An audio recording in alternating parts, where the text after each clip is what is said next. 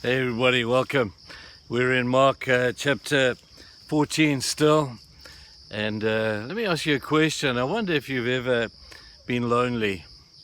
I'm sure there are many out there who could say yes, they have. They understand the sadness and the trauma sometimes of just feeling that they are all alone. Well, I've got to tell you people, if that's how you felt at some stage in your life, that you're in very, very good company. You see, in the last stages of Jesus' life, as he was moving towards the cross, his loneliness was exemplified time after time after time. There in the Garden of Gethsemane, the disciples couldn't even pray with him for a little while, and his loneliness must have been hectic. And then as Judas stepped forward and betrayed him, his loneliness would have gone to another level. And then they took him, his disciples abandoned him, leaving him. Only a few of them followed at a distance, and the soldiers dragged him off to Caiaphas' house. And the accentuation or the depth of his loneliness would have been again grown even deeper when Peter denied him. The young servant girl came and asked, "Aren't you his friend?" And Peter denied that he even knew Jesus. And Jesus looked across the crowded room at the fire, and he saw Peter, and his heart would have broken that one of his closest friends, when he needed him the most, had jacked out on him, and now he was at a depth of absolute loneliness. And then it is taken to another level when they took Jesus into Caiaphas' house and they lowered him down into a jail in the high priest's house. It was covered by a stone. It was just a big hole in the floor with a couple of holes in the side of the wall where a soldier could watch the prisoner in Caiaphas' house. This is the religious leader of the day, had a prison in his own house. Now I've stood in that prison. I've been to that place where Jesus would have stood, and it is just the most emotional experience. I remember going on a trip or taking a trip to Israel once, and I took the people down into this room. It's part of the trip, and into the prison below Caiaphas' house where Jesus would have stood. And as you stand there, you just feel just the atmosphere is just incredible. On the one trip that I took the folk there, as they left and moved out, I went back into the room and stood there and tried to, in a sense, standing there alone, begin to try and think about what it might have been for Jesus as he stood all alone in that empty place. How the King of Kings, the Son of God, the Son of Man, stood in a place of the depth of the bitterness of absolute loneliness. Can I just read to you this portion and see if you can grasp how Jesus must have felt after totally being abandoned by every human being that he knew? Listen to the story. We all know the part about Peter disowning Jesus. Let me read to you what took place in the house of Caiaphas. Verse 53. They took Jesus to the high priest, and all the chief priests, elders, and teachers of the law came together. Peter followed him at a distance in the courtyard of the high priest. There he sat with the guards and warmed himself at the fire. That is Peter.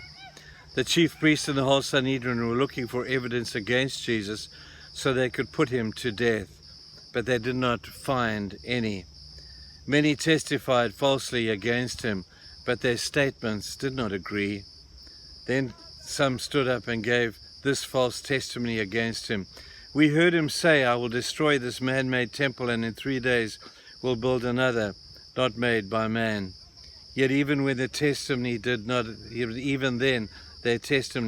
agree. Then the high priest stood up before them and asked Jesus, 'Are you not going to answer? What is this testimony that these men are bringing against you?'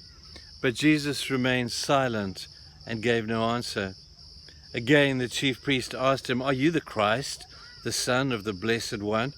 'I am,' said Jesus. 'And you will see the Son of Man sitting at the right hand of the Mighty One and coming on the clouds of heaven.' And the high priest tore his clothes. 'Why do we need any more witnesses?' he asked. You have heard the blasphemy. What do you think? They all condemned him as worthy of death. Then some began to spit at him. Stop there a moment. Why did they do that? Why did they spit on Jesus? How low can you go? How much you must hate somebody to spit on them. It's crazy. And then they blindfolded him, struck him with their fists and said, "Prophesy." And the guards took him and beat him. Then they told the story of how Peter disowned Jesus. But they took Jesus and they put him in this hole in Caiaphas' house. And he stood there very, very lonely. Now, let me say this to you. People who watch these little early morning devotions, or whenever you get to watch them, I wonder if you've ever felt the pain and the sadness of loneliness. Well, I have news for you today. First news is you're not alone. If Jesus had to stand in that place, I guess it's probably logical that there'll be times in our lives where we may have to do the same thing. But I want to suggest to you today that as believers, we might be lonely, but I've got to tell you people, we are never alone. We're never alone. You can feel the pangs of loneliness, but don't ever be fooled into thinking that you are alone. You're not alone. You're not alone at all. Because Jesus has promised that wherever you are, He is. That you are never alone. And if you're sitting in a room somewhere, maybe in an old age home, or maybe you're sitting in the loneliness of some bed of sickness, or the loneliness of abandonment of a loved one, or the loneliness of family moving off, and you're sitting there and you are feeling lonely. Let me just tell you, people may not be with you, but you are never alone. God has promised that He will never leave you. He will never forsake you. And even though you cannot see Him, He is there. So turn on your spiritual eyes, people, because you may be lonely, but you are never alone.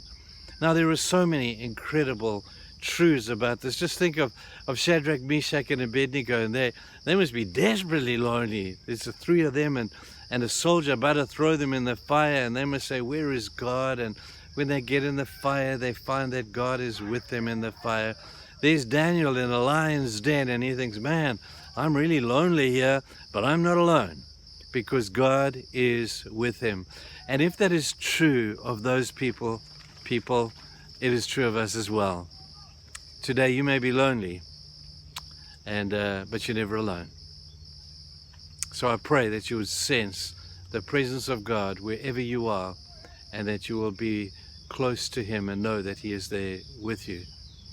You know, as I close this little devotion today, I'm just thinking of the people over in Florida suffering at the time of this awful hurricane that has come through that place. Guys, just want you to know, all our friends out there, we're praying for you. We love you dearly, and our hearts go out to you at this very, very difficult time.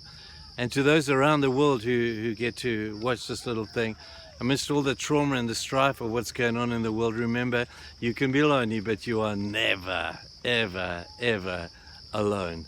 Hold on to that, people, that beautiful truth today. You may be lying in a hospital bed, I don't know. You might be lonely, but you're not alone. You might be in your home, wherever. You might be lonely, but you are never alone. I think I need to say that a few more times until you get it. But you go out and have a great day today, people. We love you lots. Bye-bye.